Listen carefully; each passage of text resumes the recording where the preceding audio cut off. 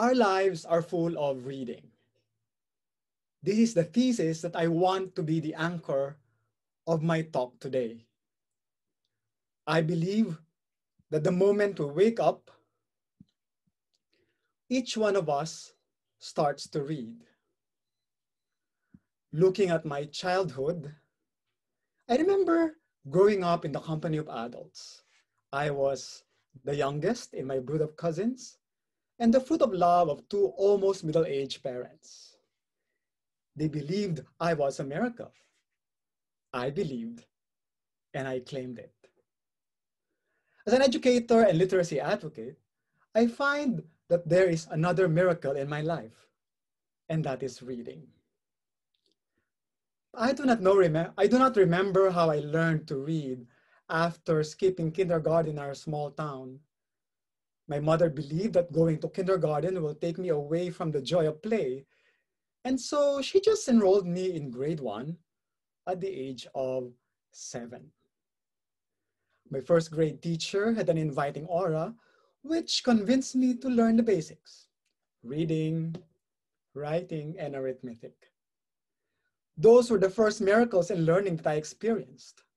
Up until now, I do not remember the strategies and methodologies my teacher used for me to learn.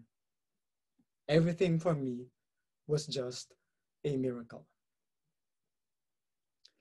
My first steps in literacy were the old manual of reading and books provided by the school.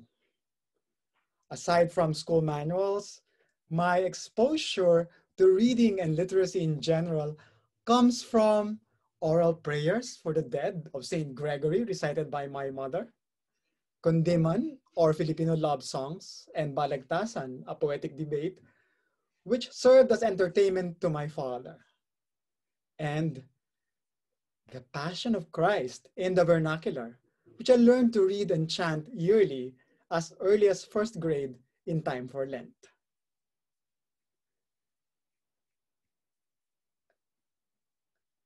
My succeeding reading experiences included history and science books of my elder cousins, comic books, magazines.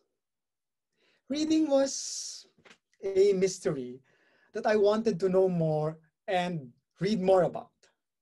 Fortunately, my love for reading made me discover more about life as I grew and I became a teacher. This mystery brought me to dive into the vast ocean of teaching and learning. At first, I thought that reading is only about words. Reading words is the only goal of every child. Phrases, sentences, and literary types were aliens to me.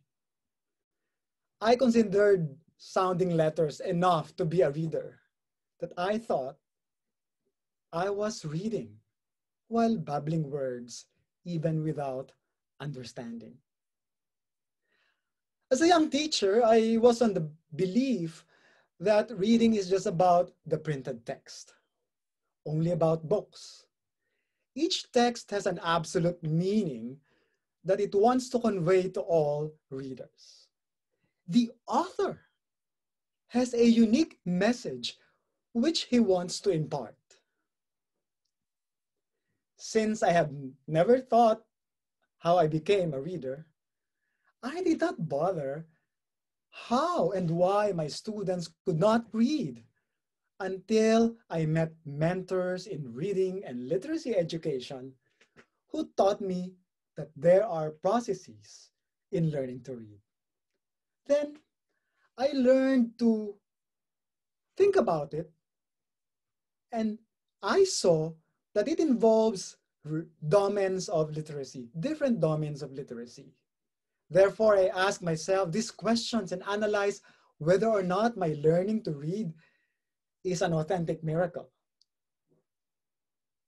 When did I possess knowledge of the use and structure of language I was using?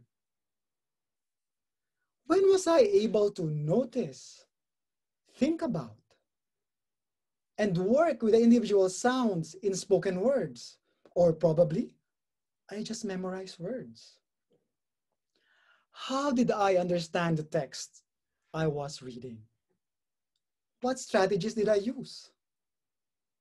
What are my purposes in reading? Why do I read? Maybe I only read what's required. Just like an ordinary Filipino child, my first exposure to reading involved narrative texts. My first Filipino reading book was Digong Dilaw. Different Filipino comic superheroes and their stories were part of my leisure reading. My foundation in reading was in the very language of my immediate environment, my mother tongue. English as a second language was reinforced through fluency activities in the classroom, using classical pieces from William Shakespeare, Walt Whitman, and Philippine authors who have written in English. My way to reading expository texts was through the history books I devoured in order to prepare for quiz contests. However, I had to go through this text myself without anyone explaining to me about text features and other elements of print. In truth, I learned to read through a process which I still call a miracle. Later on, during my study and research, I worked with what some people call non-readers. You see how our society is quick to judge. One is labeled as a non-reader when one cannot perform the machinations of the senses in sounding out words. One is a non-reader when he cannot read words with speed and accuracy. If a child belongs to this category, he is doomed to fail in school. In the lives of these students I had, we can say that reading has been disrupted. There are various reasons: misinformed instruction, the ability of the students, the dearth of reading materials, and the lack of parental and school support. Often, students who are not helped in the primary grades fall into the grade 4 slump, while those who fall through the cracks in high school are on the verge of the grade 8 cliff. These so-called non-readers are actually struggling readers, needing instructional support and remediation. I met less than 100 of these children during my time of research. They were relegated to the last rows, to the last sections, mocked whenever they stand and open their mouths. And as an educator, I chose to make them my research subjects. But after a few months, I discovered that I had to give them new ways, new eyes in reading. I had to reintroduce them to the world of words which had been elusive to them for many years of schooling. I prepared lesson plans, checked and corrected by my mentor, and gallantly walked the corridors of their classroom with a messianic complex that I will make these youngsters read. Armed with my lesson plans and the theories I learned on explicit and direct instruction, I was confident that I will be able to make these kids read. After 2 meetings, I was in despair. They could not read. The struggle is real. These children are poor. They have no books in school or even at home. They have been considered to be in the fringes of their school fabric. In the course of my research, I had to change my plans in order to make them read. They have no visual disorders. They can hear and speak. I just have to open their eyes and hearts to read. These children taught me to read the world. They showed me that reading involves motivation and reading interest. Engagement is necessary for me to be able to awaken in their minds that reading the words in school will help them find jobs and make their lives meaningful. With my remediation lessons, I learned to have fun in reading. We had word walls, book corners, and posters as a backdrop during those learning encounters. I discovered that as a child grows, choice in reading materials is fundamental for him to have a voice in his reading endeavor, for him to claim ownership in his literacy growth, to be empowered. My primary goal was to make them read words.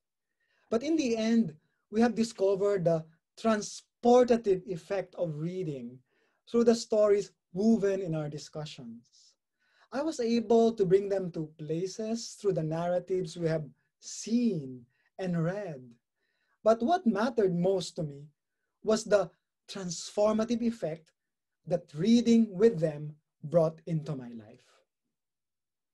They changed me, my way of teaching, my views on learning.